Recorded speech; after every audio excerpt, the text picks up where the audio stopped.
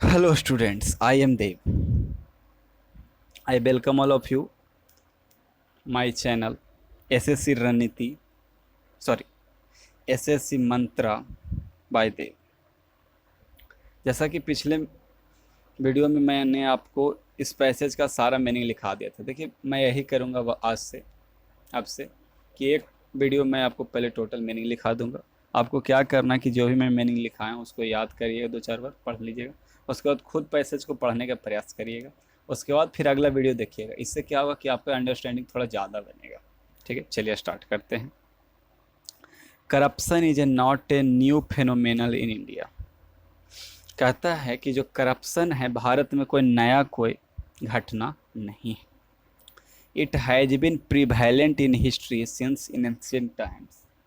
यह जो है भारत में बहुत ही पहले से, एंशिएंट टाइम तो समझ रहे हैं ना, पुराने समय से, प्राचीन काल से हमारे समाज में क्या था, बहुत ही महत्वपूर्ण। हिस्ट्री रिवील्स, हिस्ट्री से हमें पता चलता है it was present even in the Mauryan period, कि मौर्य साम्राज्य में भी उपस्थित था, उस समय भी था। ग्रेट स्कॉलर, महान जो विद्वान हुए, कौटिल्य। कौटिल्य कौन थे जी, याद है आप लोग को? कौटिल्य को ही हम लोग चाणक्य कहते हैं। चाणक्य नीति आप लोग पढ़ते हैं ना, वही है। चंद्रगुप्त मौर्य के गुरु। इनका असली नाम विष्णुगुप्त था। इन्होंने ही लिखा है अर्थशास्त्र, जो राजनीति से रिलेटेड है। तो वो मेंशन किए थे कि the pressure of 40 types of corruption in his contemporary society.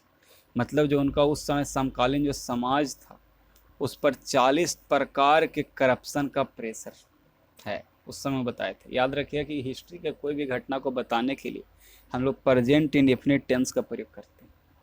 ठीक है ना, हिस्ट्री के किसी भी घटना को बताने के लिए प्रेजेंट इंडेफिनिट का प्रयोग करते हैं। उसी तरह से यदि आपको कोई बताना है कि कोई मैच चल रहा है और आपको आकाशवाणी करना है या न्यूज का हेडलाइन बताना होता है, उस समय किसका प्रयोग होता है, प्रेजेंट इंडेफिनिट का। चलिए आगे बढ़ते हैं। It was practised even in Mughal and सल्तनत पीरियड। और मौर्य साम्राज्य में था ही था, उसके बाद मुगल और सल्तनत में भी प्रैक्टिस होते रहा, ये रुका नहीं। When the East India company to control of the country, जब ईस्ट इंडिया कंपनी क्या किया कि भारत के पूरा को अपने नियंत्रण में लिया, corruption reached new height. Corruption एकदम नहीं कहते हैं, रिकॉर्ड तोड़ दिया। आप लोग सुनते होंगे ना, Sensex rich a new height. मतलब क्या, हिंदी में क्या लिखेगा न्यूज़पेपर, सेंसेक्स ने रिकॉर्ड तोड़ दिया, तो वही होता है corruption rich new height. Corruption in India has become so common. Bharat में करप्शन इतना कॉमन हो गया है that people now are averse to thinking of public life with it, कि आज के आदमी यदि कोई भी है ना, तो वो नहीं चाहता है कि आम जिंदगी जिए। कोई भी आदमी क्या है, अनिच्छुक है, वो आम जिंदगी जीना ही नहीं चाहता है। आज एक आदमी स्कूल में भी टीसी लेने जाएगा तो कहेगा हम 10 मिनट खड़ा नहीं रहे, तुरंत पैरवी भिराएगा, तुरंत हमको चाहिए। तो यही क्या है, करप्शन का कारण है। Corruption has been defined variously by scholars. Corruption को डिफाइन किया गया, डिफिनीसन दिया गया अनेक स्कॉलर के द्वारा, इसको परिभाषित किया गया अनेक प्रकार से। बट द सिंपल मीनिंग, लेकिन इसके साधारण भाषा हम लोग कह सकते हैं, corruption implies perversion of morality, integrity, character, duty out of mercenary motives. मतलब करप्शन में निहित होता है क्या, तो जो मोरलिटी होता है, मरणशीलता है ना, उसका विकृति हो जाएगा, ईमानदारी ख़त्म हो जाएगा। कैरेक्टर का बात ही मत करिए, आदमी काम करेगा तो सिर्फ पैसा के लिए करेगा, बिना पैसा के वो हिलेगा भी नहीं। जैसे ही पैसा के लिए सोचेगा तो घूस लेगा, है ना। किसी को सम्मान नहीं मिलेगा, मिलेगा क्या जब सब कुछ पैसा पर होगा? किसी को अधिकार नहीं मिलेगा और न ही किसी को न्याय मिलेगा। यह है करप्शन से दिक्कत। In other words, undue favour for any one for some momentary और अदर गेन्स इज करप्शन। मतलब हम किसी का हद से ज़्यादा पक्ष लेते हैं कुछ क्षण के लिए, कुछ लाभ के लिए, वही क्या कहलाता है, करप्शन। सिमिल्टेनियसली, साथ ही साथ, depriving the genuinely deserving from their right और privilege is also a corrupt practice. साथ ही कोई आदमी सचमुच में जो डिजर्व करता है उस अधिकार के लिए, उस विशेषाधिकार के लिए, उसको भी आप वंचित कर रहे हैं तो भी क्या है, करप्ट प्रैक्टिस है।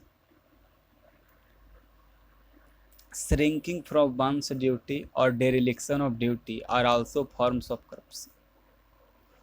किसी का कर्तव्य का जो अनदेखी करता है, या हम बताए थे कि जैसे उसको 8 घंटा ड्यूटी करना है, 4 घंटा, उसको 10 बजे ड्यूटी पहुंचना है, 12 बजे पहुंच रहा है, वो भी क्या है, एक तरह का करप्शन है। आजकल टीचर भी करप्शन करते हैं, 1 घंटा पढ़ाना है, वो 1 घंटा पढ़ाएंगे नहीं, उसमें भी करप्शन चलेगा। जब क्लास खोलेंगे तो कहेंगे 2 घंटा पढ़ाएंगे, लेकिन फिर क्या हो जाएगा, करप्शन शुरू।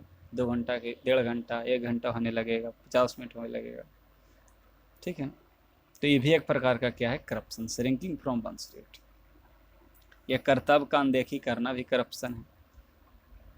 अब आप ही लोग को होमवर्क मिलेगा, आप पूरा नहीं करिएगा तो आप भी करप्शन कर रहे हैं। बिसाइड थेफ्ट, इसके अलावा चोरी, पब्लिक प्रॉपर्टी को नुकसान पहुंचाना, ये भी अनेक प्रकार का है ना, वेराइटी है किसका, करप्शन का। डिसऑनेस्टी, बेईमानी, एक्सप्लोटेशन यानी शोषण, मैल प्रैक्टिस गलत काम, घोटाला, है ना, स्कैंडल जो भी करता है, ये भी करप्शन का क्या है, एक तरह से प्रकार है, प्रदर्शन है। तो ये आपका पैसेज बंद था।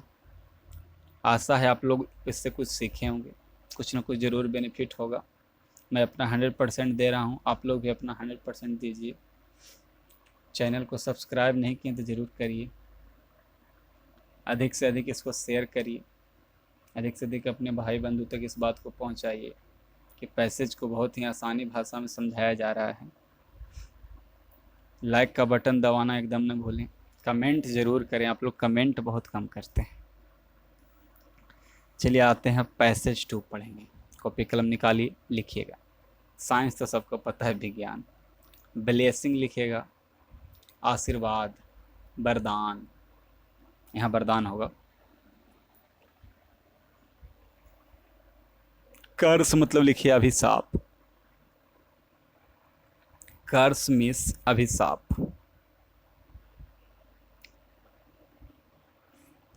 चलिए, बेटर तो समझ रहे हैं, गुड का बेटर हो गया। अब देखिए, एक बच्चा को कन्फ्यूजन रहता है, जान लीजिए आप लोग। एक होता है गुड, उसका भी होता है better, best, positive superlative, comparative superlative, और बेल का भी होता है कंपैरेटिव सुपरलेटिव, बेटर, बेस्ट। लेकिन अंतर क्या है, तो गुड आपका एडजेक्टिव है और बेल आपका एडवर्ब है। जैसे हम बोलेंगे आई प्ले बेल, ठीक है, तो आई प्ले बेल, तो बेल क्या है, एडवर्ब है। इसको हम यदि मान लीजिए कि 2 वस्तु तुलना, जैसे बोलेंगे Dhoni plays better than Sehwag, तो यहाँ पर बेटर किसका हुआ, बेल का हुआ, ठीक है। चल आगे, हैप्पी का हैप्पियर हो गया है, ठीक है। हैप्पी का साइन है चीयरफुल, ग्लीफुल, जॉयस।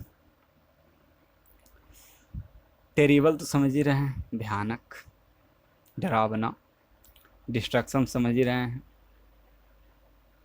डिस्ट्रक्शन जी, डिस्ट्रक्ट से बना डिस्ट्रक्शन।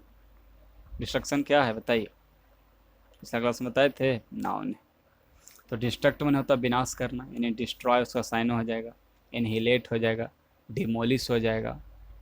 अब याद रखना, डिमोलिश जो होता है बिल्डिंग के लिए स्पेशली यूज किया जाता है। डिस्कवर, एक होता है डिस्कवर, एक होता है इन्वेंट। तो डिस्कवर क्या है कि कोई भी चीज़ इस धरती पर मौजूद है लेकिन सब आदमी को पता नहीं। जैसे इंडिया इस धरती पर मौजूद था लेकिन सबको पता नहीं था, तो इंडिया का डिस्कवर हुआ।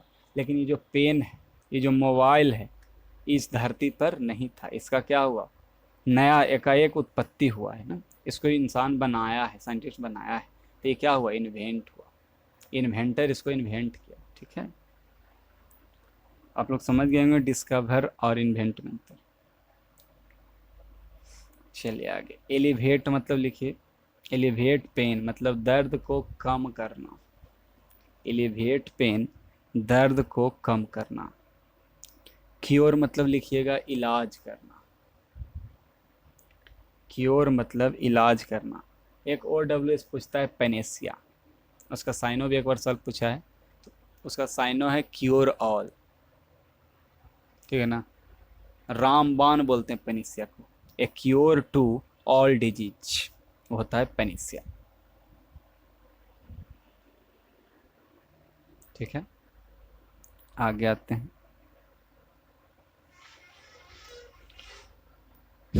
इनेबल तो समझ ही रहे हैं। चलिए अब इस पैसेज को पढ़ते हैं। हेल्दी तो समझ ही रहे हैं, स्वस्थ। एक सीपीयू सेट में पूछा था हेल्दी किसका एंटो था, याद है आप लोग को? माइलेज, MALAISE, सी का साइन हो जाएगा माइलेज, तो एंटो क्या हो जाएगा? हेल्दी। चलिए देखिए, कहता है science is both a blessing and a curse. Science क्या है? तो वरदान और अभिशाप दोनों है। देखिए बोथ क्या है? दोनों के पहले आया है। सेंटेंस में गलती कैसे देगा? बोथ का प्रयोग अंतिम में कर देगा, जो कि गलत है।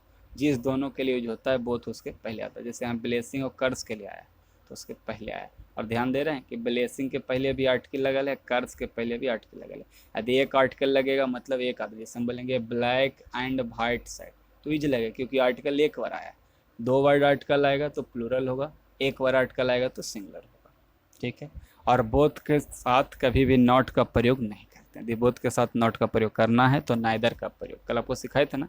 नेगेटिव में दो के लिए नाइदर और दो से अधिक के लिए नैन। पॉजिटिव में दो के लिए आइदर अफर्मेटिव में, और दो से अधिक के लिए एनी ऑफ या वन ऑफ।